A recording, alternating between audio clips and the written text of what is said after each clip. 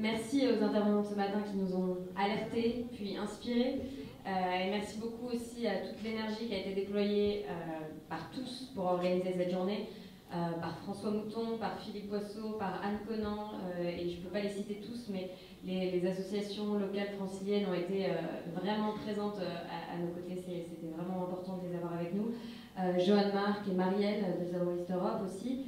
D'ailleurs, je vous informe qu'une réunion se tient aussi en parallèle à ce week-end pour structurer le mouvement Zero Waste Europe. Et enfin, merci à la petite mais énergique équipe du CNID qui s'est aussi mobilisée. Merci à Laura qui est dans l'ombre mais qui a été super active. Merci à Delphine, merci à Amel et à tous nos bénévoles qui sont dehors pour vous accueillir et répondre à vos questions. Alors, je pense que j'ai plus besoin vraiment de vous convaincre de l'intérêt d'une démarche Zero Waste, de l'intérêt, mais aussi de sa nécessité. Une démarche Zero Waste est aujourd'hui incontournable, mais elle est aussi souhaitable. On a vu toutes les externalités positives qu'elle pouvait générer. Alors, vous posez peut-être quand même quelques questions sur le lancement de ce mouvement Zero Waste en France. Et peut-être la première, pourquoi avoir choisi de s'appeler Zero Waste, alors qu'on lance un mouvement français? Eh bien, on a bien réfléchi, sachez-le, et on a décidé de garder ce terme parce que, et c'est très important, le mot waste en anglais veut dire deux choses. Il veut dire déchet, mais il veut aussi dire des gaspillages. Et nous, on veut zéro déchet, mais on veut aussi zéro gaspillage d'une manière plus globale. Donc ça, c'est la première raison et peut-être la plus importante. La seconde, c'est aussi parce que, vous l'avez découvert ce matin, il se passe des choses tellement intéressantes chez nos amis européens qu'on a voulu aussi s'inscrire et de manière affirmée, de manière forte dans ce mouvement international. Voilà, pour montrer qu'on a des objectifs communs, une vision commune et qu'on veut avancer ensemble. Et pourquoi maintenant? Pourquoi en France? Vous savez que le CNID finalement porte ce discours depuis 17 ans maintenant, enfin, c'est pas tout nouveau. Mais c'était difficile de parler de zéro déchet jusqu'à présent en France. C'était presque parfois même décrédibilisant par rapport à certains acteurs institutionnels ou économiques. Mais on pense qu'aujourd'hui c'est le bon moment.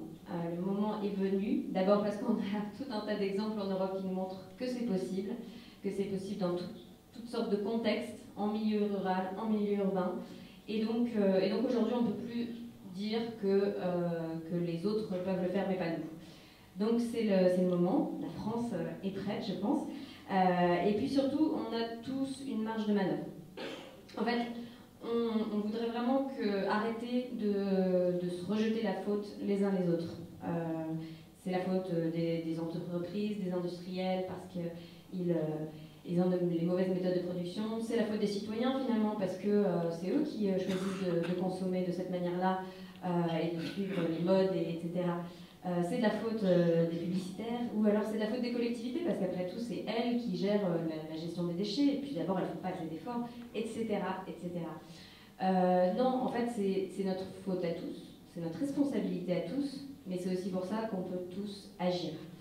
Et donc, on souhaite que Zero Waste France soit un réservoir à idées, une boîte à outils pour tous ceux qui veulent agir à leur échelle, et dans tous les types de contextes. Voilà, c'est très important. Et alors, je ne vais pas revenir sur les principes, les fondements du mouvement, parce qu'en fait, les intervenants qui m'ont précédé les ont très largement expliqués. Vous avez bien compris que la priorité, c'est la réduction à la source, et qu'ensuite, on essaye de valoriser, de préserver la matière par la collecte sélective.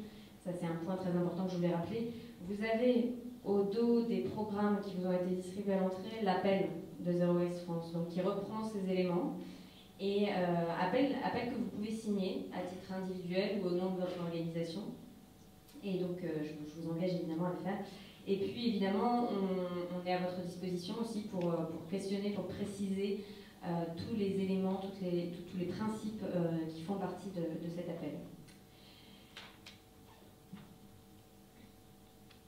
Parmi les premiers signataires, mais alors c'est tout récent puisqu'on a publié l'appel hier, enfin avant-hier précisément, donc toutes les organisations qui sont à l'écran, mais aussi de nombreuses autres qui nous ont signalé depuis ce matin qu'elles souhaitaient nous rejoindre. Donc parlez-en autour de vous, transmettez le texte de l'appel ou nos coordonnées aux associations, aux organisations, aux collectivités, aux élus, aux entreprises même qui sont autour de vous et qui sont engagées dans une démarche Zero Waste ou qui souhaitent la soutenir. Et ensuite, avec ces signataires, on discutera des projets.